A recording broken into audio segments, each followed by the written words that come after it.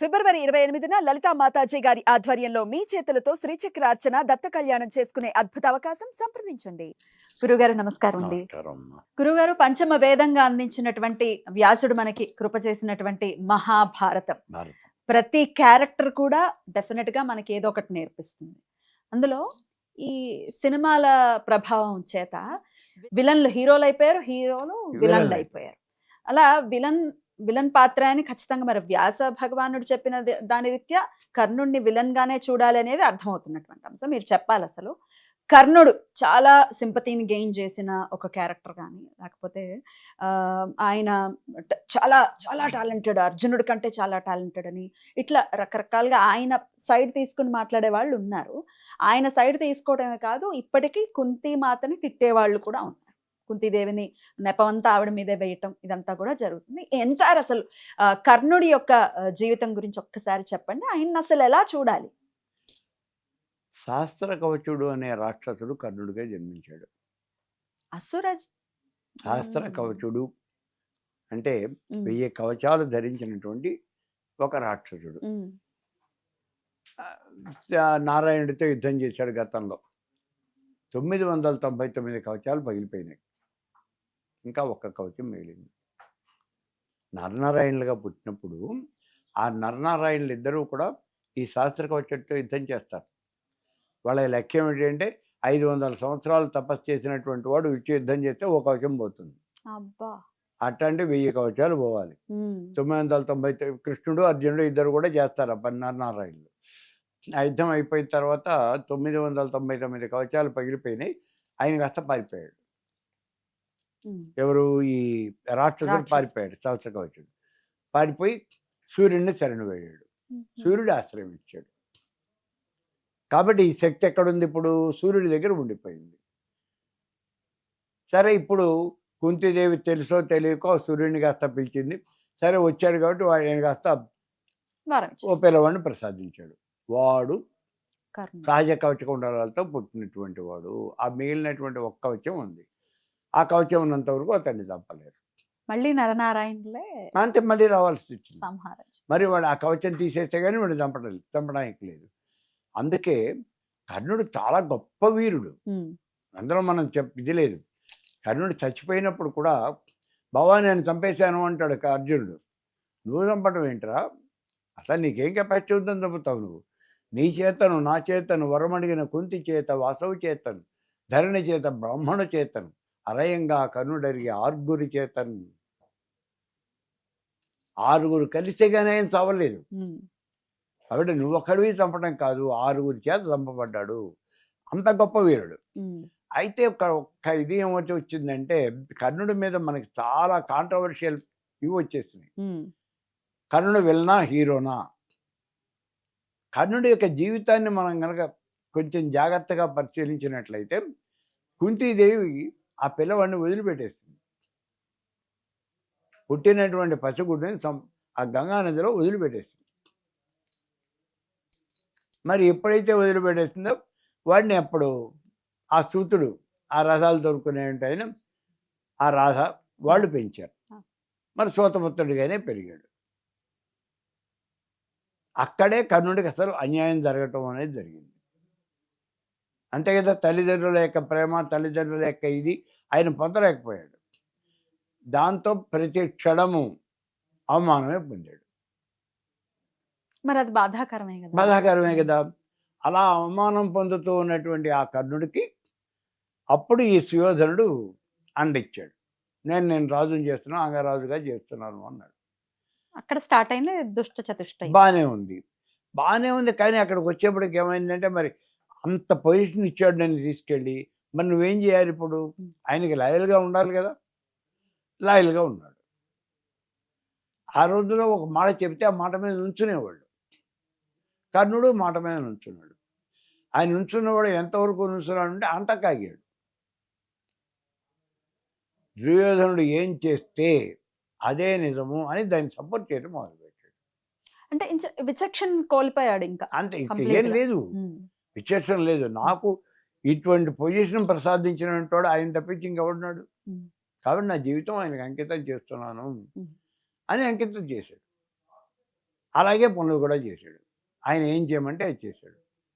ఆయన యొక్క సాటిస్ఫాక్షన్ కోసం ఏ పనైనా చేశాడు. మరి మహావీరుడు ఎవరు, కర్ణుడా అర్జునుడా అంటే మనం నిర్ణయించలేం. ఇప్పుడు ఆయనకి అన్యాయం జరిగింది గురువు గారు, కరెక్టే. అంటే కుంతి వదిలేయటం దగ్గర నుంచి మొదలైన అన్యాయం జరిగింది. కృష్ణుడికి కూడా జరిగింది. తల్లి దగ్గర పెరగలేదు, అదే ఇంకో అడిగాడు. చోట పేరు. మరి కృష్ణుడు ఎందుకు అవ్వలేదు అలా? అదే అడిగాడు. ఇప్పుడు కర్ణుడిని అడుగుతాడు కృష్ణుడు, నువ్వు ఇలా చేయటం బాగాలేదు కదా అంటే, మరి నాకు ప్రతి క్షణము ఇట్లా అవమానం జరిగింది కదా, అన్యాయం జరిగింది కదా, మరి నన్ను ఏం చేయమంటావు అంటాడు. అప్పుడు కృష్ణుడు అంటాడు, నీకే కాదు నాకు జరిగింది. నేను చంపడానికి వస్తూనే పుట్టినటువంటి ఉన్నారు. వెంటనే తీసుకొచ్చిన ఈ యాదవుల ఇంట్లో పడేశారు. అవును. అక్కడ నేను ఆ గొడ్డపాకల్లో పెరిగాను, అవును. పేడకంపలో పెరిగాను, ఆవులను దోడుకుంటూ దూడలను దోడుకుంటూ బతికాను. నేను పుట్టిన దగ్గర నుంచి అనేక మంది రాక్షసులు నన్ను చంపడానికి వచ్చారు. ప్రతి క్షణం దినదిన గండం అయిపోయింది నా బతుకంతా. మరి నేనేమన్నా బాగుకున్నానా అంటాడు. కానీ మరి నేను నీకులా చేయలేదు కదా, నువ్వు చేయకూడదు కదా అని అడుగుతాడు. ఆ విచక్షణ జ్ఞానం కర్ణుడికి లేదు. అందుకనే పాడైపోయాడు. మరి దెబ్బతిన్నాడు కదా, తప్పదుగా. గురువుని చూస్తే పరశురాముడు లాంటి అపర యోధుడే గురువు కదా. ఆయన్ని కూడా మోసం చేసినటువంటి వైనం. అంటే తెలిసి ఆయన క్షత్రియ పుత్రుడే అయినప్పటికీ మోసం కింద ఎలా కన్సిడర్ చేస్తారు? అంటే నేను బ్రాహ్మణుణ్ణి అని అక్కడ చెప్పడం కొంచెం కాంట్రవర్షియల్. అదొక పాయింట్. ఎందుకనంటే పరశురాముడికి దివ్యదృష్టితో చూస్తే ఇతను బ్రాహ్మణుడు కాదు, సోతపుత్రుడు అని తెలిసింది అంటారు. బ్రాహ్మణుడు కాదు అని తెలిసినప్పుడు వాడు క్షత్రియుడు పుత్రుడు అని తెలియాలిగా, తెలుస్తుంది కదా, రియాలిటీ నీకు తెలియాలిగా. అది పెద్ద కాంట్రవర్షియల్ పాయింట్. దాని గురించి ఎవరు ఏం మాట్లాడతాయి ఇంకా. ఇంకంతే నాటకీయంగా మరి ఆ సందర్భం అలా ఏర్పడిందా మరి ఆయన అలా వచ్చేసింది అంతే. అయితే దానికోసం ఈయన కొన్ని ఎక్స్ట్రా పనులు చేశాడు.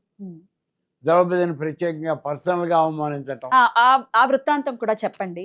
ద్రౌపదిని అవమానించిన తీరు, అసలు ఆ బట్టలు వలిచేయండి అని ఆ సభలో చెప్పిన మొట్టమొదటి వ్యక్తే కర్ణుడు అనేది వ్యాసుడు చెప్తున్నటువంటి.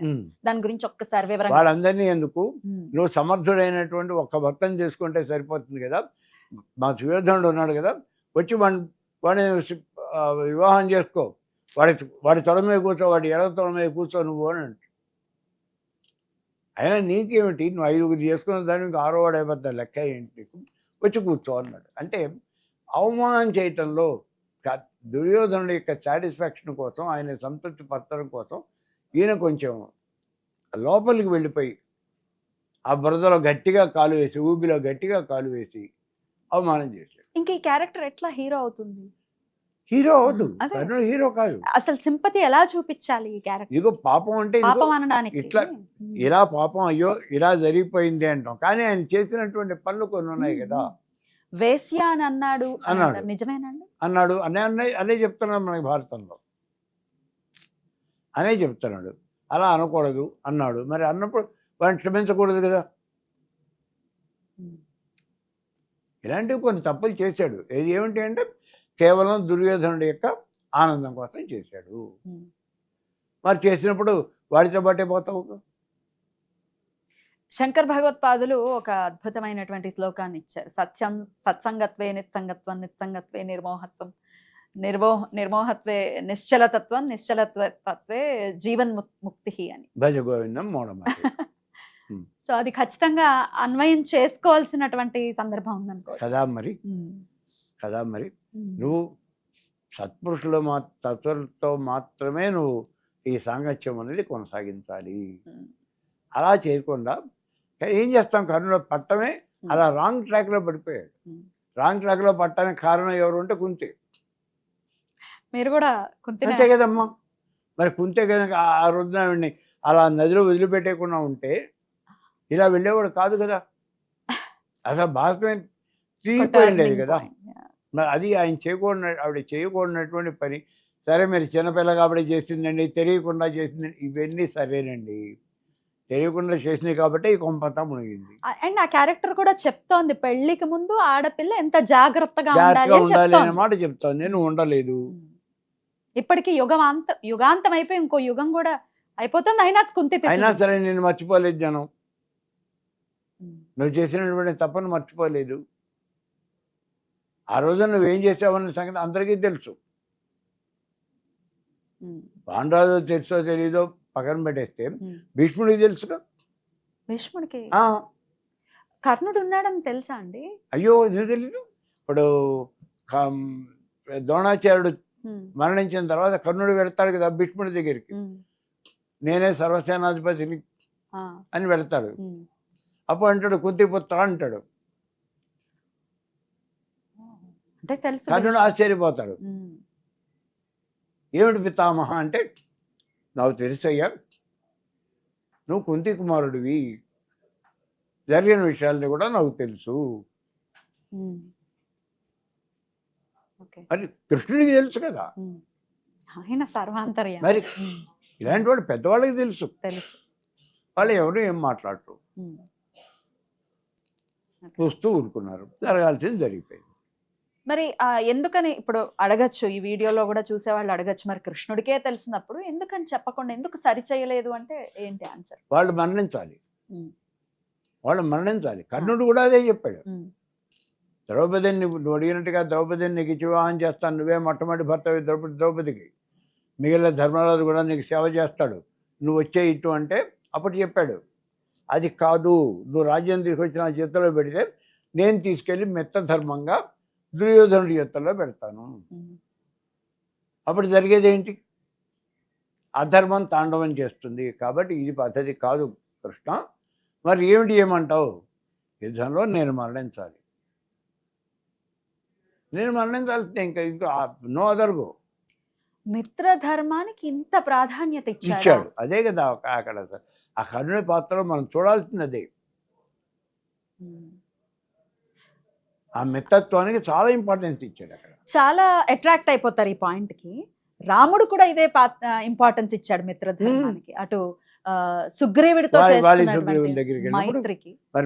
దాన్ని ఎందుకు మనం ఇన్స్పైరింగ్ గా తీసుకోకూడదు? కర్ణుడిది ఎందుకు తీసుకుంటాము ఇవాళ రేపు జనరేషన్ ని? ఇప్పుడు మనం మంచిని తీసుకోం కదా,